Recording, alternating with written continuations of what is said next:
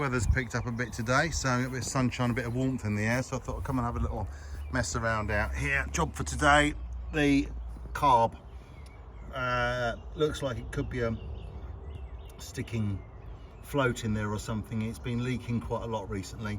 I've got a problem here and I've got a problem on the fuel tap which I need to look at, but I'll start off by the carb, see if I can sort that out. So I'm going to whip it off and we'll strip it down and see what we can find. Right, so that's got it off. I had to take the governor linkage off on the bench here because of the way I'd put in the split pin, so I couldn't get it off, so I've taken it off this way round.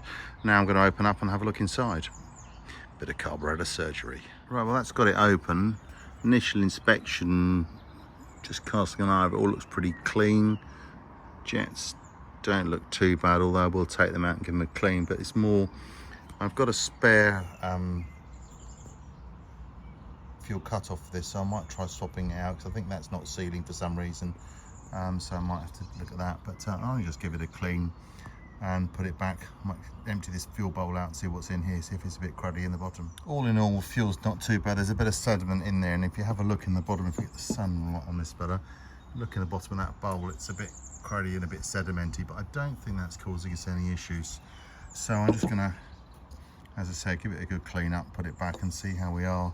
I'm gonna take that shut off as well and have a look at that. So I've had both of the jets out, and where's the other one? There it is there. And they're all pretty, seem pretty clear, no issues with that, just, and the other one clear. I've blown through everything, so that's all working. So it's just a question of stripping that float head, the sort of fuel stop up shut off and having a look at that. So the only thing I might try is the spacer washer that's on this is quite narrow. What I might try and do is, I think I've got a slightly thicker one to go on there. I might do that, which would just give me a little bit more space to space that shut-off valve a little bit more, see if there's any more receptive. I'll see what parts I've got in my little parts box. In the parts box with these nice little carburetor bits and pieces, new split pins and another one of these shut-offs with a bigger washer on it, so I'm going to give that a try. I might keep the same shut-off but use the washer off that one. See how we get on. That's all done now, so now just a bit of reassembly. Got to get that through into that hole there. So get that down to there, that can just sit on there. Got the gasket all on in a nice position, so now just to screw it down and pop it back on and see how we get on with it all. Let's see if we get anywhere.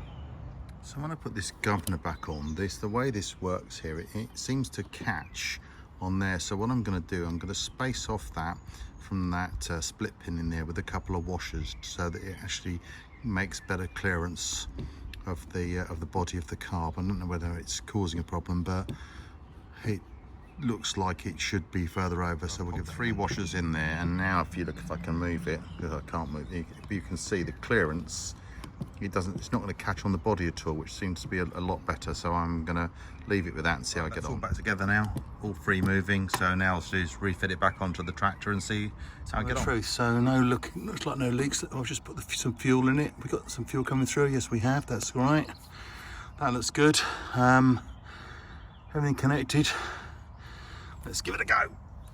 Right, here we go. Let's have a bit of throttle. Yep, there we go.